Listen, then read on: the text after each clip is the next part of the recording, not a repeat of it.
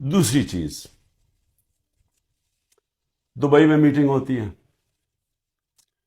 پاکستان کے بڑے بڑے منی لانڈررز، منی لانڈر کا مطلب جو اس ملک سے پیسہ چرا کے باہر لے جاتے ہیں.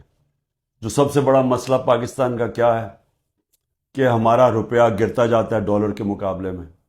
تو جب آپ ڈالر یہاں سے خرید کے باہر بھیجتے رہیں اور چوری کر کے باہر بھیجتے رہیں تو وہ ڈالر کی کمی ہونی ہے، اور جب ڈالر کی کمی ہوگی تو روپیہ گرتا جائے گا.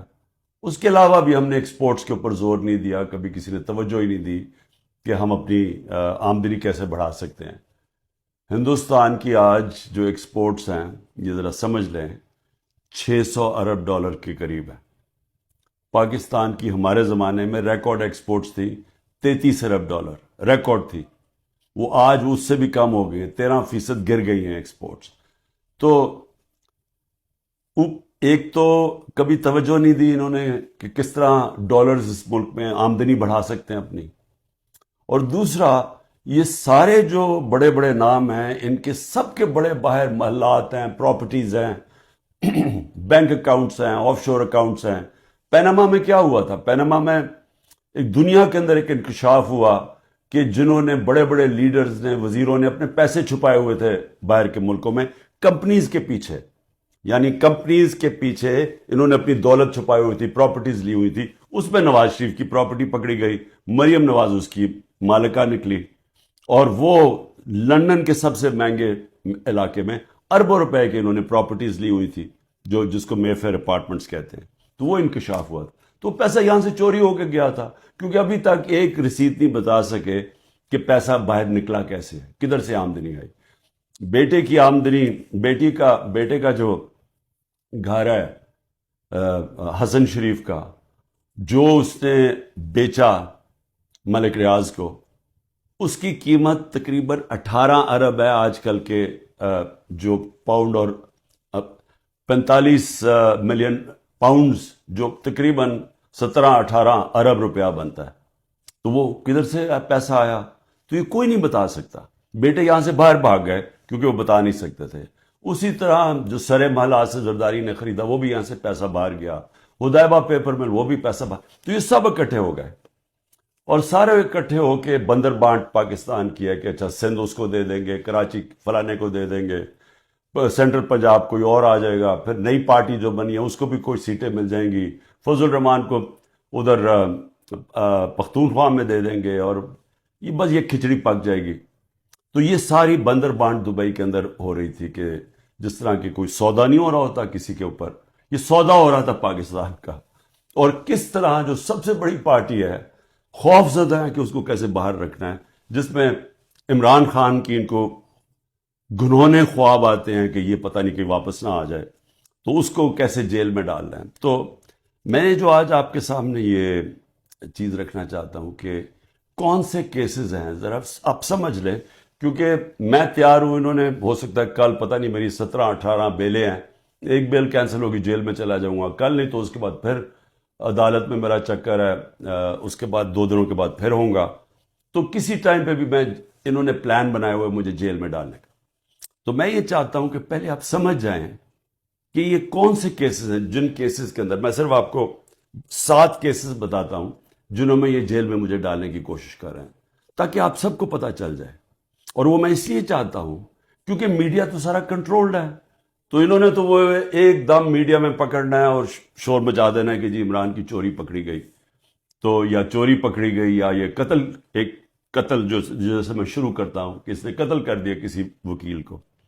تو میں چاہتا ہوں کہ وہ 7 کیسز پہلے آپ سمجھ لیں، تاکہ آپ کو سمجھ آ جائے کہ ایک طرف اربوں روپے کے یہ منی لانڈرز کے اوپر کیسز ہیں. شہباز شریف کے اوپر 24 ارب روپے کی کرپشن کیس میں، جس کا انڈر ٹرائل تھا، جب جنرل باجوہ نے بچا کے تو اس کو وزیر اعظم بنا دیا.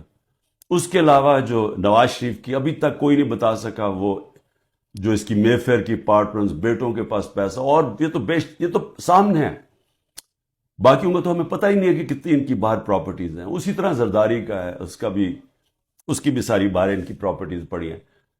تو ایک تو یہاں سے پیسہ چوری کر کے باہر جانے کے الزام ہے. اب دوسری دفعہ دیکھیں گے میرے اوپر 170 سے زیادہ کیسز ہیں، لیکن وہ کیسز ہیں کیا؟ تو میں پہلے شروع کرتا ہوں کوئٹہ کا کیس. قتل ہوتا ہے ایک وکیل کا 6 جون کو 10:30 بجے صبح.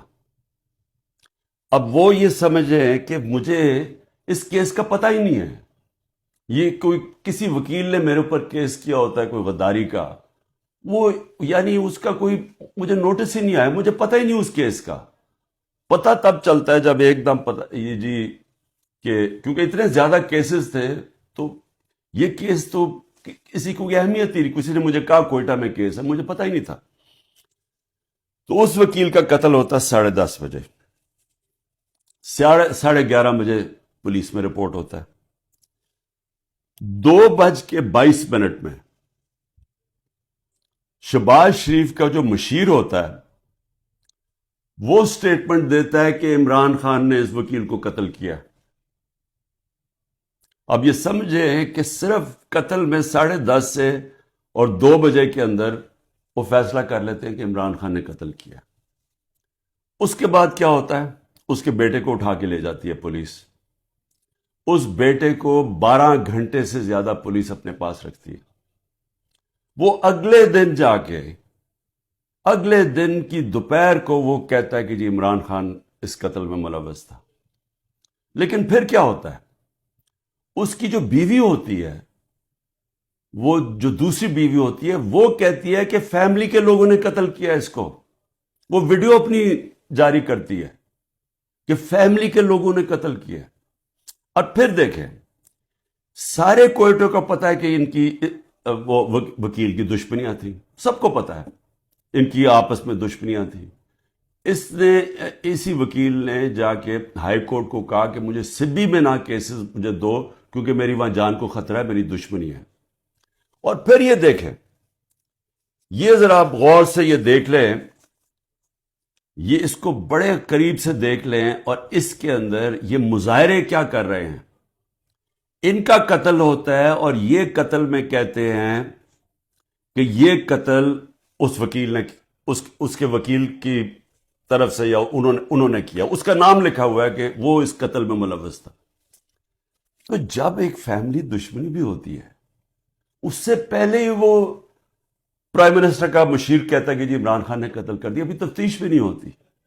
اور مجھے افسوس سے کہنا پڑتا ہے کہ وہاں ہماری سنا بھی نہیں گیا کوئٹہ ہائی کورٹ میں. خیر وہ اور وجوہات ہیں، اس کی بھی ہمیں وجہ پتہ ہے پیچھے کیا ہے. تو یہ آپ ذرا سنیں. اس کے بعد یہ پہلی دفعہ میرے نام پہ قتل نہیں کیا نام ڈالا جاتا.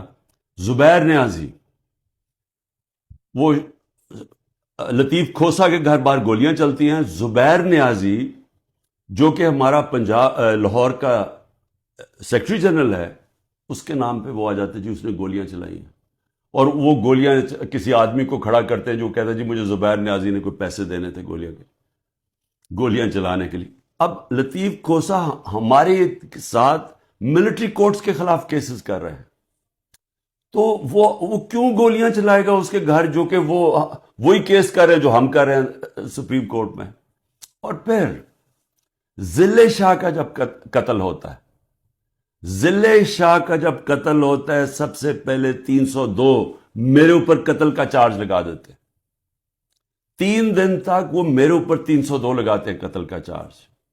پھر کیا ہوتا ہے؟ اس کا پوسٹ مارٹم ہو جاتا ہے.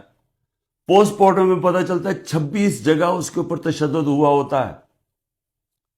تو اب ظاہر ہے وہ یہ تو نہیں کہہ سکتے تھے کہ عمران خان نے اس کو تشدد کروا کے اپنے کارکن کو مار دیا. تو انہوں نے پھر ایکسیڈنٹ اس کا ڈال دیا.